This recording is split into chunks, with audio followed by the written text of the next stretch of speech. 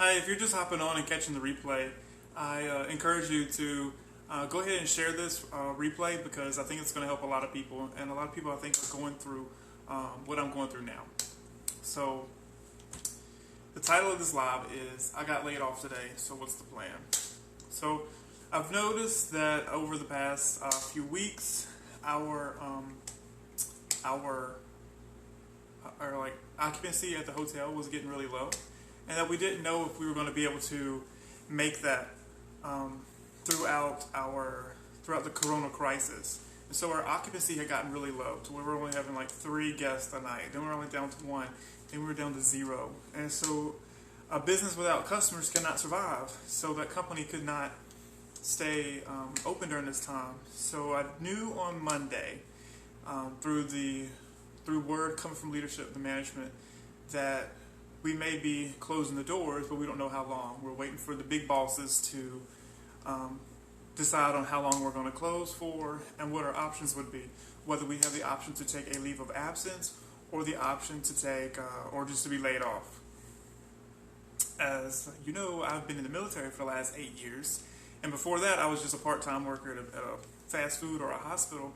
And I've never dealt with this. I didn't know what each of those meant. I didn't know what kind of benefits come with those. What's the best route for me? So, of course, what I did was I immediately picked up the phone and I called my legal shield attorneys here in South Carolina because they specialize in South Carolina law, right? Every state's different. So I spoke with my attorneys, gave them the background history and all this stuff. I've worked, I'm a veteran. I've just been entered the workforce for like 3 months here in the civilian world, blah, blah, blah. So that was Monday. Tuesday goes by, still haven't heard anything. And then today on Wednesday, right after my lunch break, or not really a lunch break, but when I scuffed down my spaghetti at the desk, I got the word from my manager when he said, Barry, don't take any more reservations starting today. So I already knew what that meant. We're about to close, right? So he came back to me later with the official document or paper notifying me that we are being laid off on a temporary leave of absence until May 1st. So maybe we'll open back up later. We don't know, but that's just what we've done for now. And that I could apply for unemployment. So I was like, okay, I'll file for unemployment tomorrow. Like, my unemployment status or whatever starts the 26th tomorrow. And I kid you no lie, that it was just like a few moments later, my legal shield attorney here in South South Carolina called me, and I answered the phone, and he goes, hey, just following up, we spoke a few days ago, I want to know if you've heard anything from your job. And I told him what happened, and he said his team of attorneys have been following the updates on the unemployment regarding the COVID or the Corona crisis, and that the research they did, I do qualify to receive unemployment, and that he instructed me on how to file for my benefits and entitlements that I'm eligible to. And they also said if I have any difficulties or I don't get approved or have trouble filing, to call back to the office and they will be more than happy to help me. So in this time of uncertainty, like I've never experienced anything like this in my life. I'm 29 years old. And what's crazy is that I separated from the military to pursue my passions in the real, the real world, or do things that I want to do outside of the military. I have goals. I want to get up into management, or I want to start my own business, own my own real estate properties, stuff like that I couldn't do when I'm living overseas and not controlling my life. And one of the things I did was, of course, I paid off all my debt and I saved up 3 to 6 months of emergency fund, which has been very helpful since I took a pay cut to pursue my dreams here in South Carolina, the civilian world. And so it was very comforting having that phone call from my attorney saying, we got your back, we're going to help you with, filing your unemployment. If you have any trouble, let us know. So I had no idea this would happen. Like 2 weeks ago, kind of thought about it. A month ago, didn't think about it. I mean, definitely 6 months ago, I never thought this would happen. So it's crazy that, when your family says save for a rainy day, I know they meant a rainy month. But I feel very hopeful, and I know that this will pass, and this, only what they say, diamonds are made under pressure.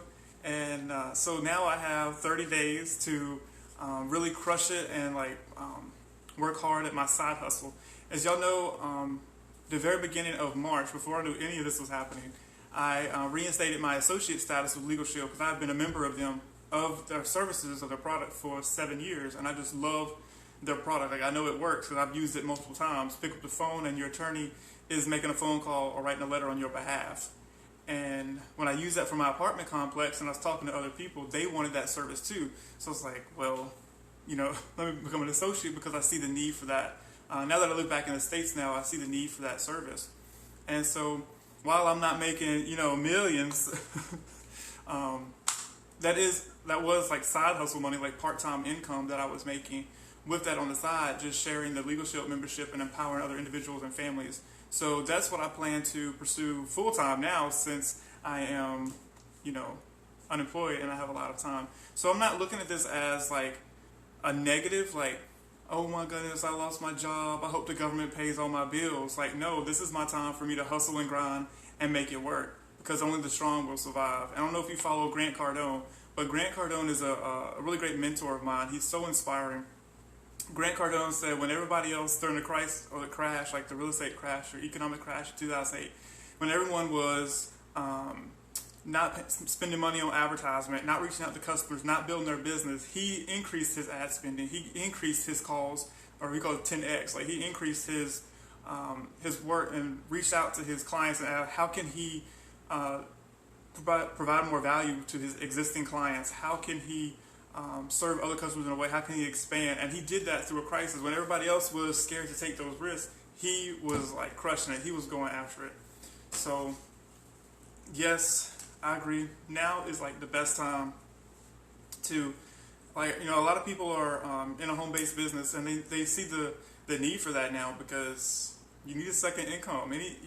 You losing your job or your main income, that is very difficult. If you don't have a savings, you don't have a safety net.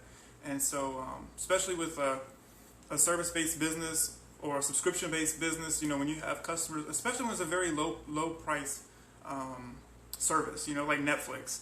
Think about how many people are still paying for Netflix during this economic downfall, right? Or they might be without a job. Like, Netflix is probably going to be the last thing on some people's list to nix, right? And it's $14 a month. But you multiply that times millions, like, Netflix they're going to make it through this time. Even if they don't gain another customer for the next 60 days or next 90 days, they have their current customer base on a subscription plan that's going to make it. Think about restaurants right now. Restaurants are really hurting because they don't have residual income.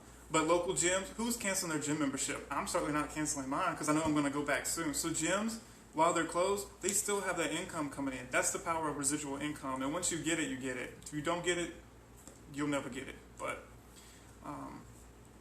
so that was all I wanted to share. Like, this is going to happen to other people. Please, I encourage you to share this video if you got some inspiration from it, if you think it will help somebody else, because it takes all of us coming together, inspiring others, and helping each other out during this hard time. But you can do it. And I also recommend following Dave Ramsey. Dave Ramsey is great at managing your savings. I call him Uncle Dave, Uncle Grant, Uncle G, Uncle Dave, and Uncle Grant Cardone. But Dave has been tremendous on teaching me how to save and manage my finances when it comes to when you want to make that next move. Get debt free, save an emergency fund, 3 to 6 months of income, all this stuff. So if you're just hopping on now, I encourage you to go back and watch the replay because I'm going to post that back up. But that's all I had to share for now. So thank you all for hopping on, and reach out to me.